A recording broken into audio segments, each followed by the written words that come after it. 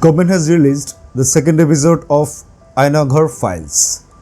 Ainaghar Files is the series which is made based on the enforced disappearances that happened in Bangladesh during the pro-fascist regime. The story of Barrister Arman will be depicted in this Ainaghar Files episode 2. Barrister Arman, who is the son of Jamaat Islami leader Mir Qasem Ali, and Mir Qasem Ali was executed by the pro-fascist government. Government has released the trailer of this episode. So let's check out the trailer first. Ahmed bin Qasem, Bangladeshi man who's been disappeared by the regime. Your aunt is the Prime Minister. With one phone call you could...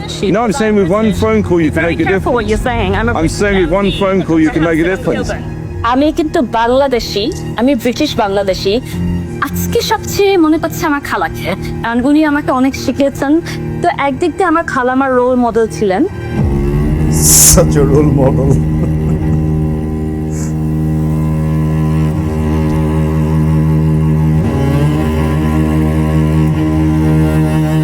এই অন্ধকার ঘরে বন্দি অবস্থায় তারা হাত করা পরে রাখতো, চোখ বেঁধে রাখতো 24 ঘন্টা। তখন আমি এটা কোনোদিন মানতে পারছিলাম না। আমি বারবার বলতাম যে আমি তো বন্দি অবস্থায় আছি, দেয়ালের ভিতরে আছি, দরজা বন্ধ, এখানে কেন আমাকে চোখ বেঁধে রাখতে হবে, হাত করা পরে রাখতে হবে 24 ঘন্টা।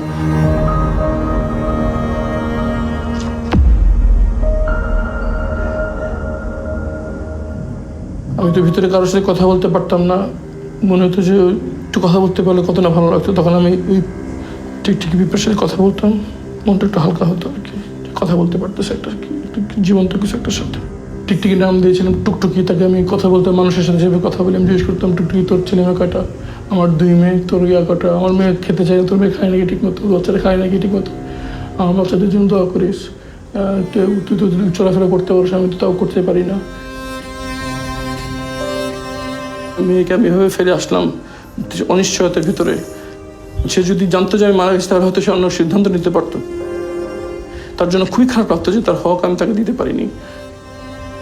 সবচেয়ে বেশি কষ্ট লাগতো যখন যখন বাচ্চাদের কথা মনে হতো আর কি।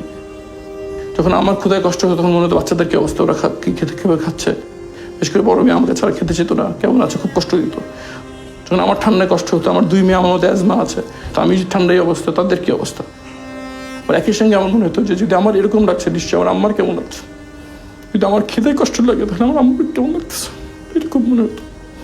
মনে মনে আল্লাহকে দোয়া করতাম যে আল্লাহ আম্মাকে যেন জানিয়ে দেন যে তোর সন্তান জীবিত আছে।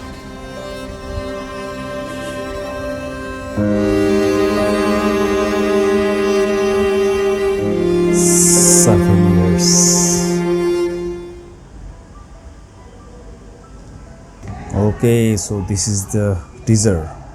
Let's see how the movie goes when it comes out.